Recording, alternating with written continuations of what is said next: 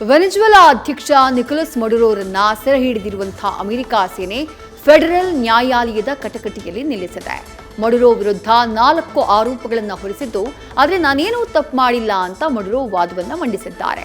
ಇತ್ತ ವೆನೆಜುವೆಲಾದ ಹಂಗಾಮಿ ಅಧ್ಯಕ್ಷರಾಗಿ ಡೆಲ್ಸಿ ರೋಡ್ರಿಗಸ್ ಅಧಿಕಾರವನ್ನ ಸ್ವೀಕರಿಸಿದ್ದಾರೆ. ಪುಂಡರಿಗೆ ಅಂಜಲ್ಲ, ಪೊಲೀಸರ ಭಯ ಇಲ್ಲ.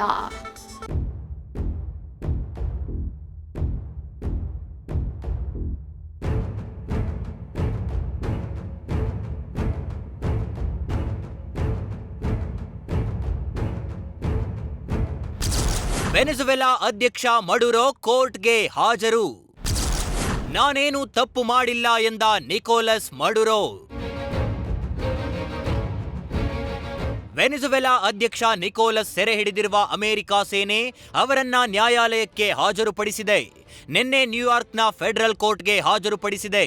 ಕ್ಯಾರಕಾಸ್ನಲ್ಲಿ ಸೆರೆ ಹಿಡಿದ 48 ಗಂಟೆಗಳಲ್ಲಿ ಕೋರ್ಟ್ ಎದುರು ಹಾಜರಾಗಿದ್ದಾರೆ.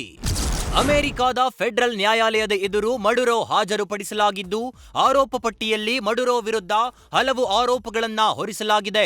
ಮಾದಕ ವಸ್ತು ಕಳ್ಳ ಸಾಗಾಟಣೆ ಸೇರಿ 4 ಆರೋಪಗಳನ್ನ ಹೊರಿಸಲಾಗಿದೆ. ಸಾವಿರಾರು ಟನ್ ಡ್ರಗ್ಸ್ ಸಾಗಿಸಿದ್ದಾರೆ ಅಂತ ಪ್ರಾಸಿಕ್ಯೂಟರ್ಗಳು ವಾದ ಮಂಡಿಸಿದ್ದಾರೆ. ಅಧಿಕಾರ ದುರುಪಯೋಗ ಪಡಿಸಿಕೊಂಡು ಇದೆಲ್ಲ ಮಾಡಿದ್ದಾರೆ ಅಂತ ಆರೋಪ ಮಾಡಿದ್ದಾರೆ.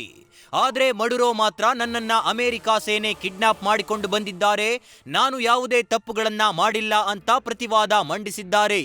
ಇನ್ನು ವಿಚಾರಣೆ ಬಳಿಕ ನ್ಯಾಯಾಲಯದಿಂದ ಹೊರಡುವಾಗಲೂ ಮಡುರೋ ಆರ್ಭಟಿಸಿದ್ದಾರೆ. ನಾನು ಯುದ್ಧ ಕೈದಿ, ನನ್ನನ್ನು ಸೆರೆ ಹಿಡಿದಿರೋದು ಸರಿಯಲ್ಲ ಅಂತ ಕೂಗಾಡಿದ್ದಾರೆ. ಈ ಮಧ್ಯೆ ಪತ್ನಿ ಸಿಲಿಯಾ ಫ್ಲೋಸ್ ಕೂಡ ತಪ್ಪಿತಸ್ಥರಲ್ಲ ಅಂತ ಅರ್ಜಿ ಸಲ್ಲಿಕೆ ಮಾಡಿದ್ದಾರೆ.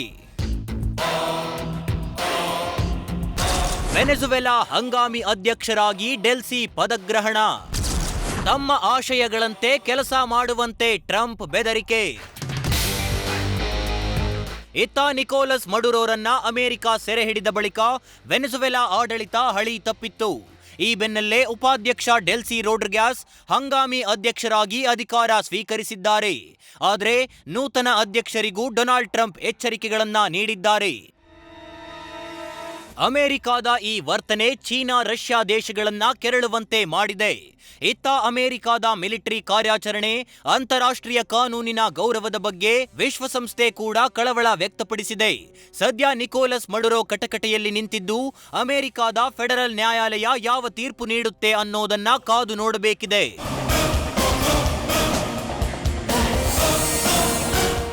News first bureau. News first ನಿರ್ಭೀತಿಯಿಂದ ನಿಮ್ಮ ಪರವಾಗಿ.